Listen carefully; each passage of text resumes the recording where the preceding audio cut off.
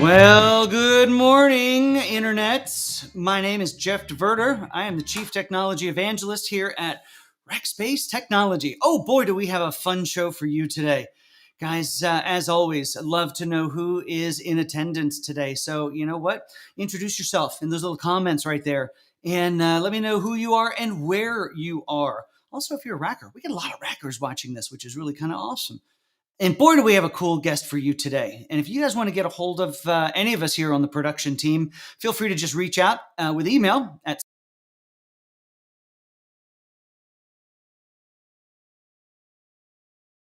is.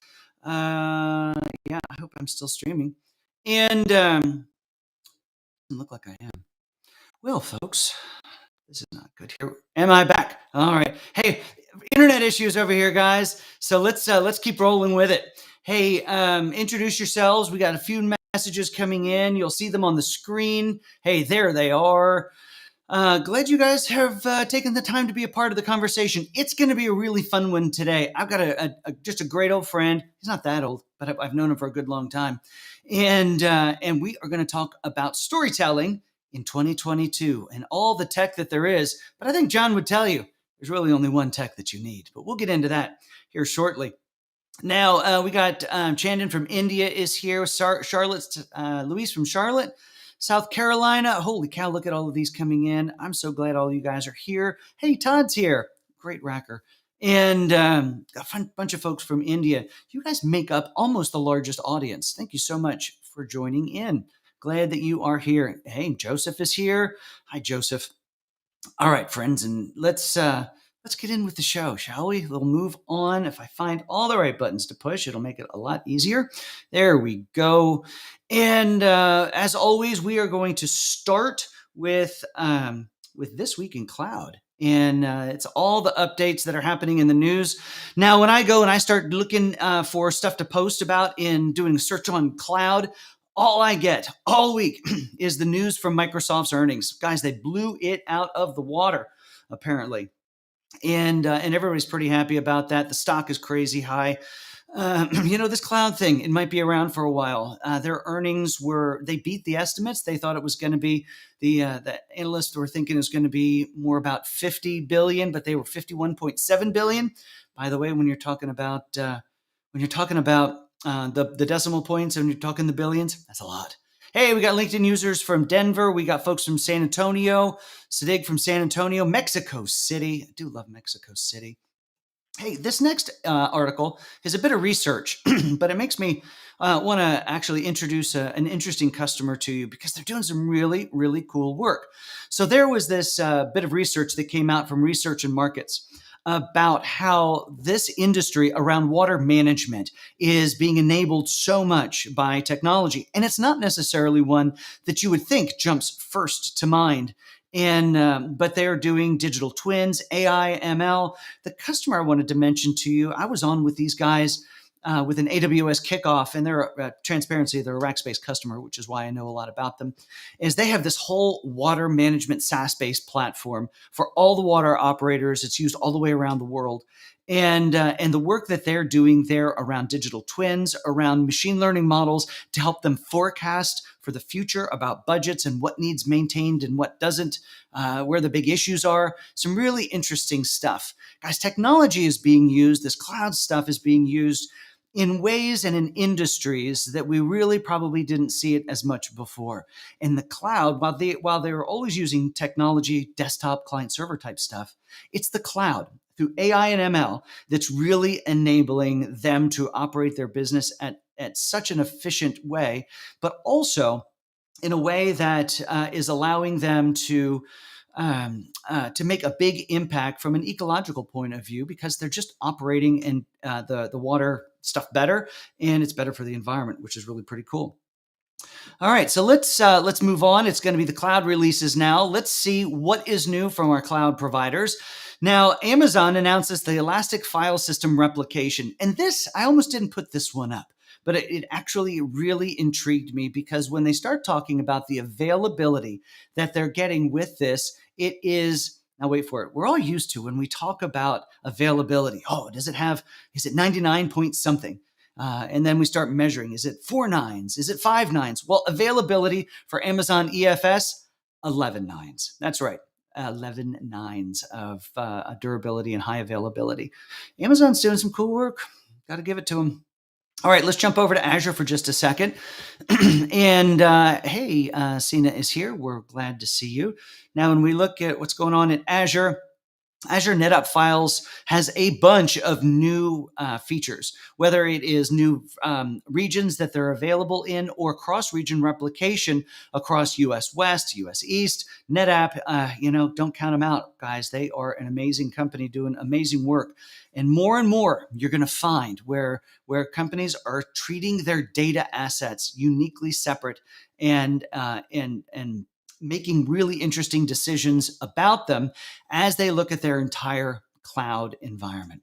All right, so watch file stuff. Now, Anthos over at Google clusters on VMware. All those numbers is now available. And this just, it's fascinating. Anthos is a really interesting tool that allows you to take that Google Kubernetes experience anywhere you want to, even out into VMware, even out into Azure and into AWS. I love it when one cloud infects another. What do you think about that? Hey, we got somebody in from Pakistan. I'm so glad that you are here. I don't know if we've ever had anybody from Pakistan before.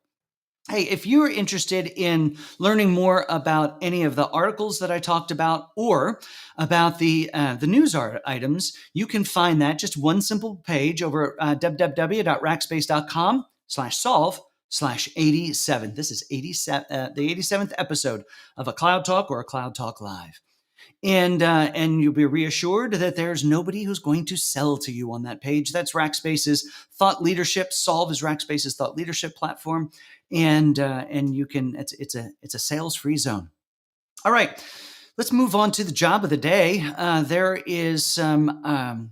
There are just so many great opportunities at Rackspace right now. And if you're an Azure person and you're a technical person and you understand how that impacts the business, I'd encourage you to follow that link back to solve/87 and look at the job posting for the Azure architect responsible for providing technical leadership and direction with good business understanding to the managed Azure product. So guys, if this is an interest to you, go check that out, maybe even apply for it.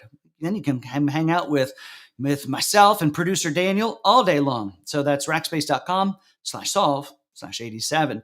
Now, the audio from this at your request comes out through the Cloud Talk podcast channel. So if you're not already subscribed and you miss one of these, go subscribe to Cloud Talk anywhere you can find your podcasts.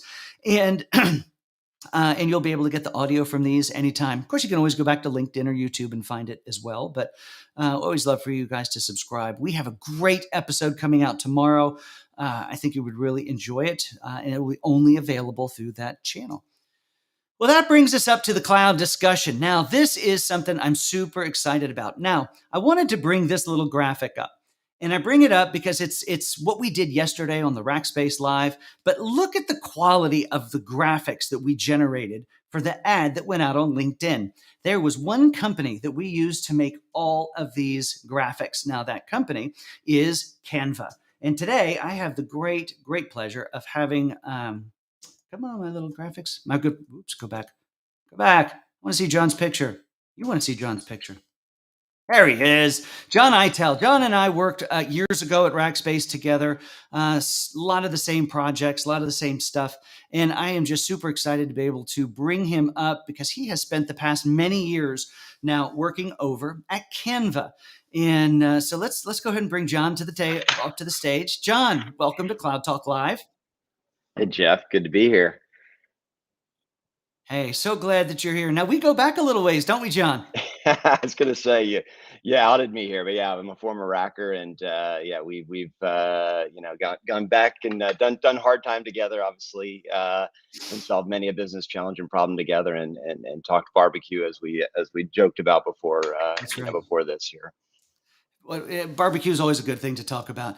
Hey, but when you were at Rackspace, you and I together were helping solve some customer problems, usually by schlepping some infrastructure their direction because they had an app they wanted to run in some location. And for me, of course, it was all SharePoint and Exchange and all that Microsoft-y stuff. Pause for a second. Somebody's here from Turkey. We've never had anybody in from Turkey. Isn't that really cool? So, but now you're over at Canva. How long have you been at Canva? So just a little over 2 years now. Interesting. Now, tell me that what's different about, you're now helping to get that service, the Canva service, out to individuals, industry, to enterprises. You're solving different problems these days. Tell me about those problems.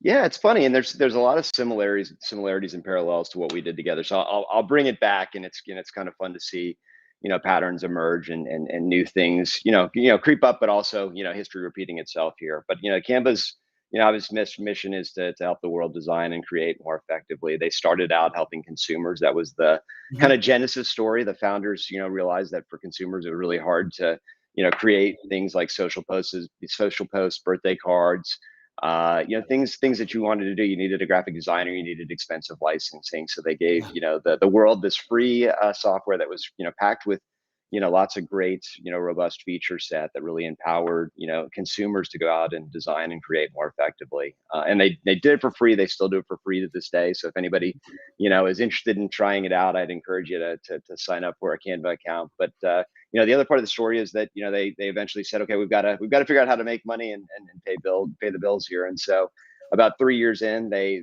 said, okay, who else has this kind of design challenge? It would be small businesses, right? And so we created our pro platform, which is geared at helping small businesses design and create more effectively. And so I always love to use the example of, if my wife was a big time baker and she wanted to open a cupcake shop, she quickly learned with her love of baking that she needs social media posts, Mhm. business cards, letterhead, all those things, and she couldn't afford a designer. And so for $9 a month, that's what our pro platform does. And then the last part of this is actually what you alluded to here, Jeff. We've now taken it into the enterprise. Actually, the enterprise started pulling us in there. We started to Mm. see teams at big companies starting to use our platform more and more, which really surprised us, because we said, okay, folks at big companies typically have big marketing teams. They've got graphic designers, they've got agencies, they've got all these resources at their disposal. And so we went out and interviewed those users to find out kind of what was going on here, who they were, why were they using this platform that we didn't think was really purpose built for them. And we quickly found out that there's a lot of people, like yourself, like me, that want to create and design. And when they go to the designers, they tend to be, inundated with all the requests from the business. And so Yeah. simple tasks almost get deprioritized, and just it's hard for them to get to them. And so these users said, hey, I can create that myself if I use Canva. And so it allows the teams now to work more effectively, and also allows the designers to actually focus on the things that really matter. And so kind of like Mhm. we were solving cloud problems together. Right. I've heard people say that design is now the new IT, which I thought was a kind of funny analogy. Uh, Interesting. but yeah, the thought on this is that, look, IT used to be the bottleneck in the business, for rolling out software projects, things of that nature. And then the cloud came out, and it became, much easier to get things into production, and eliminated that bottleneck. And I think that same thing is happening, with design teams now. Design teams Mm. have always been historically small, and they haven't scaled and grown with the needs of the business. And then, if you kind of pack that with people are now wanting to do more communicating through, social posting, like you do, Jeff. If they want to start a podcast, if they want to create a brand online, they can now do that using our tools. So that's kind of the genesis story, what we're doing today, and how Right. it really kind of parallels a lot of the things that we solved together, and some of the challenges we faced. Yeah, when some of the problems that we were solving was rogue IT a lot of times, weren't we? So you'd have people who'd go out and just swipe a credit card somewhere and end up with a lot of extra IT. Well, the thing that impressed me is you guys took me through some of the tooling in Canva. For the small business user, they can get in and do everything they need to do. Create a little template. They can have a color palette that somebody might define for them. But there are ways for workflow approvals, for design consistencies, so you can still get your graphic design people to have control, but now people can create content on their own, self-serve, but still be part of the same, corporate branding design setup. Absolutely. Yeah, that's the key, is that we want to, give them freedom within a framework and empower them to do their work more effectively. And if done correctly, there's a lot of great brands that I think are disruptive that are on the platform today using it, and they've seen their employees as a megaphone. They want to give Canva to all of their employees because they say, the sales team should be out, creating content, creating a brand, representing us. We want the marketing team to do it. We want, the corporate comms team to do it. And look, if they can minimize that burden on the designers and allow the designers to really focus on the things that really matter to the business, like the website, the logo refresh, the brand redesign, and all the things that really get them energized to come to work every day, that just makes for a more efficient process. Well, and the reason I wanted to have you on, and why, guys, I thought this was an important conversation is we all know that there are some amazing high power tools to do the fanciest in graphic design, the Adobe Illustrator, the Photoshop, all of that stuff that costs thousands of dollars and requires some skills to really create the right outcomes and whatnot. Now that requires, it is now that, like, the Adobe suite is now utilizing a lot of AI and ML stuff that's happening in the cloud to empower these trained graphic designers to do what they do. And what we see in this transformation is a direct parallel between, again, I'm going to go back to John and I's early days where we were trying to fill up servers in a rack-based data center. That was our mission. That was our goal. And now it's not about a server, it's about a service. It's about speed to delivery. It's about outcomes as opposed to boxes and software SKUs. And that's one of the things that impresses me so much about what Canva is doing. Not just that, but of course the vision you're on. You mentioned, of course, the free stuff. Hey, I want to do an invite for a baby shower, or come up with the example. And now really being able to make this an enterprise grade application that that you don't need to go spin up servers for, and it's just available as a service. And as I've said a million times, if you can buy something as a service, buy it as a service and don't mess with hardware.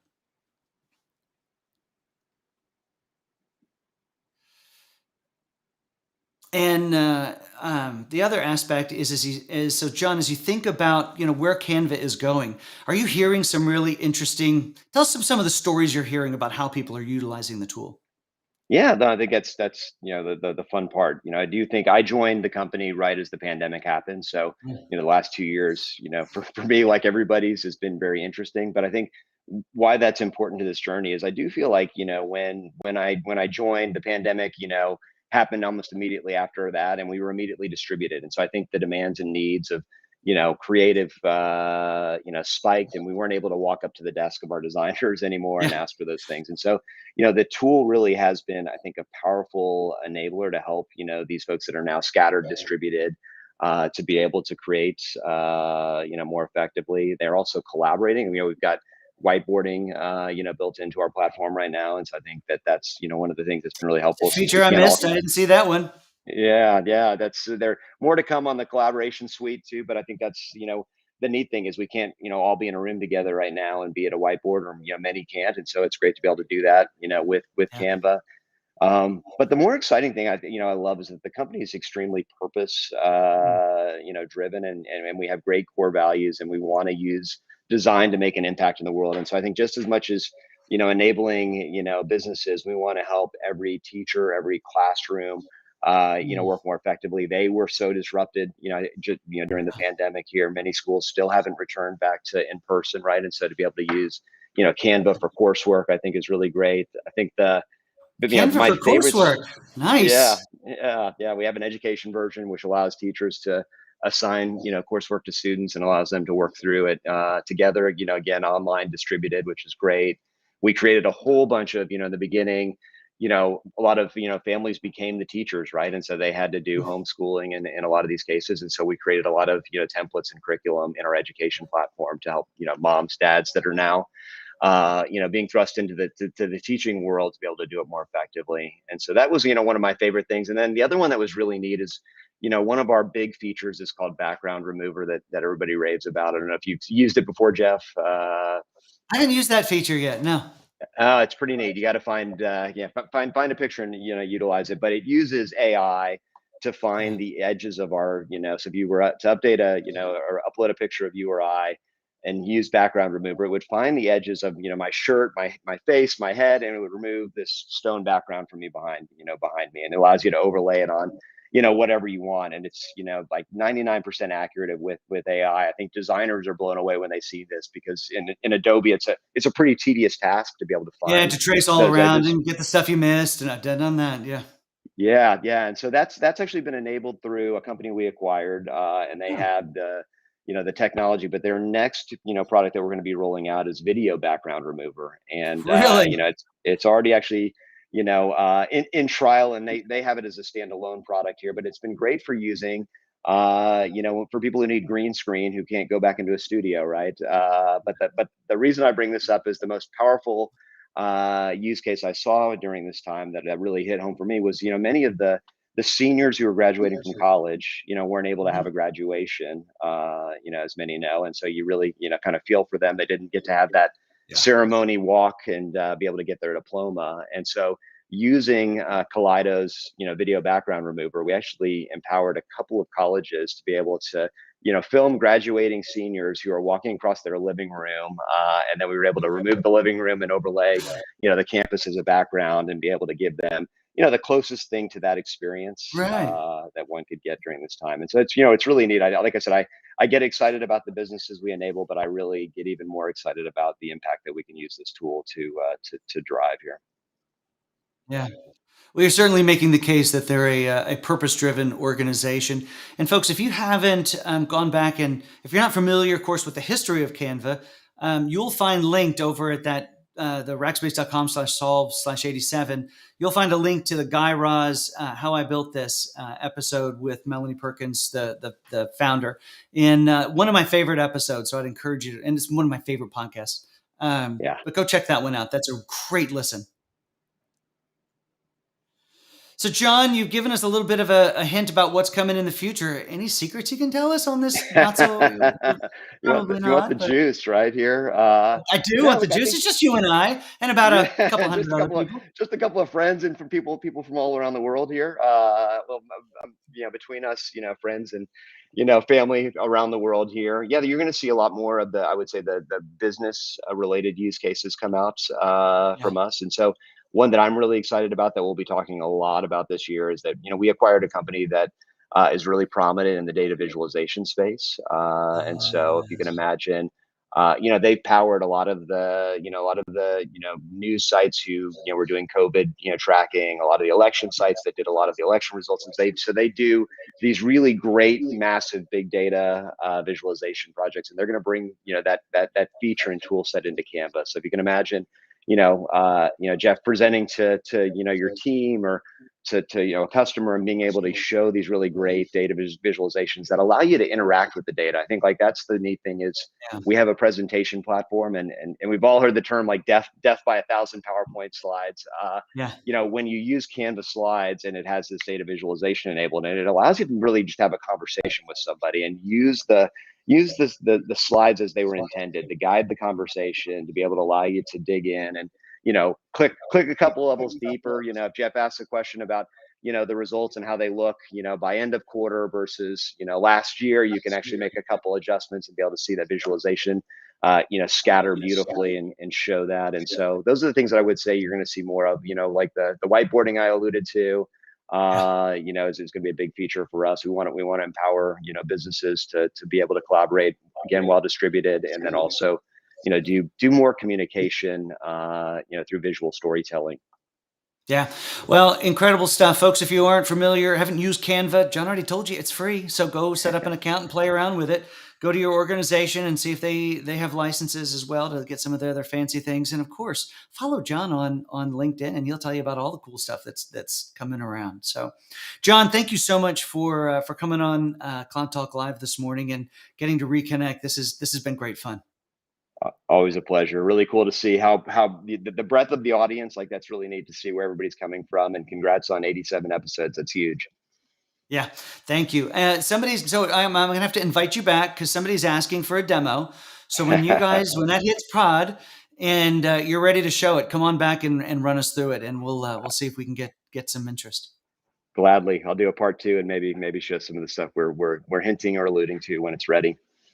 I'd love that. Thank you so much. Everyone, I hope you have an amazing day. And thank you for spending the first part of your morning, if you're here in the US, or evening, wherever in the world you are. We've had some folks come in from all kinds of new places. Philip Wyatt's here. We appreciate him. He's up from Dallas. That's not too far away. Turkey was here. Pakistan was here. Guys, we will be back next Tuesday morning at 8:30 Central Time, and with another great episode here and another great guest. I don't remember who it is, but there's a really good one coming up on containers. If you want to learn more about those, go check that out. And we'll start making this schedule easier for you to find and know what's coming up when. But for Cloud Talk Live, guys, I am Jeff DeVerter, Chief Technology Evangelist here at Rackspace, and John Eitel over there and from over at Canva. Hope you guys have an amazing day.